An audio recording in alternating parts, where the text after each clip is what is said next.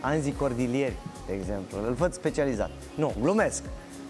Sunt oameni capabili care chiar pot oferi meditații sau care au timp să facă curățenie la un birou, la un loc de joacă și nu știu unde să-și declare timpul și calitățile.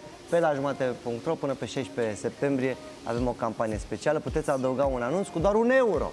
Acolo vă depozitați oferta de servicii și nu știi niciodată când sare iepurele și primiți o ofertă pe loc.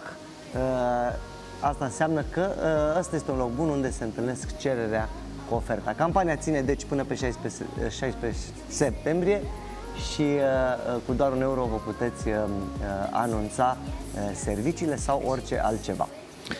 Mulțumim tare mult pentru informații. Mai multe detalii direct pe aplicație. Dacă nu ați descărcat-o, e cazul să o faceți. Sunt foarte mulți utilizatori. Ne mândrim că am contribuit și noi la numărul mare al lor.